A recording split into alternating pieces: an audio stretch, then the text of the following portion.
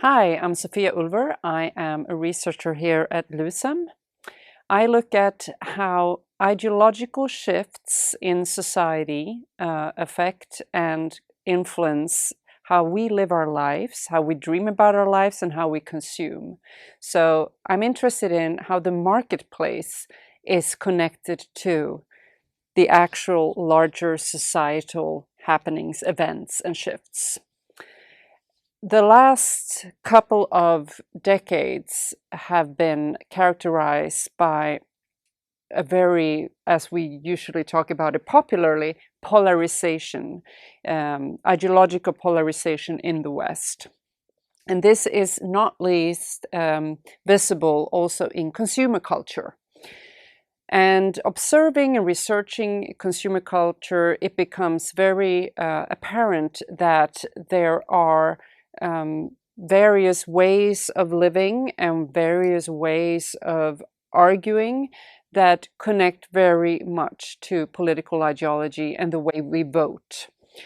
So one of the most strong ways of lives that we see and that we can observe is the Neogreen, which is an environmentalist, at the same time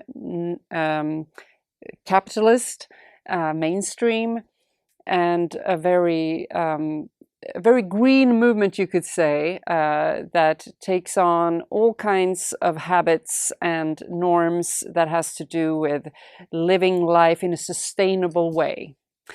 But not taking that for granted, we also have a very strong movement or ways of lives that are emerging and that are affecting the political life as well. And that is what I call the Neobrown, which is more an aliberal, anti-liberal movement. You can think of alt-right, right populism, and so on, where a lot of the consumption and ways of living is about opposing the neo-green hegemony as they see it.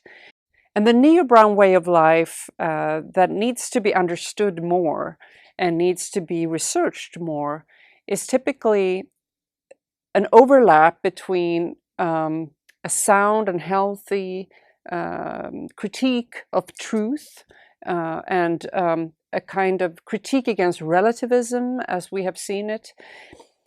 But it goes a little bit more towards conspiracy cultures. And within these conspiracy cultures, you will find new ways of consuming, new advices, new ways of new virtues on how to consume in a proper, according to this Neo-Brown way of life way.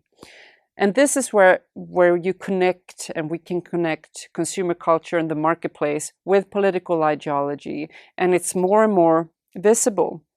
Of course, there are dialectic relationships here, where oppositions are meeting and out comes a synthesis. But what we do see, that would be the normal the normal way of seeing it theoretically. But what we've seen lately is that algorithmic culture in the digital age creates polarization in the way that the synthesis is lacking. There is no synthesis. There is no dialectic result. The algorithmic culture drives consumers into different kind of camps in a way that we haven't seen before. And these are rooted in political ideology and are catering to these political ideologies.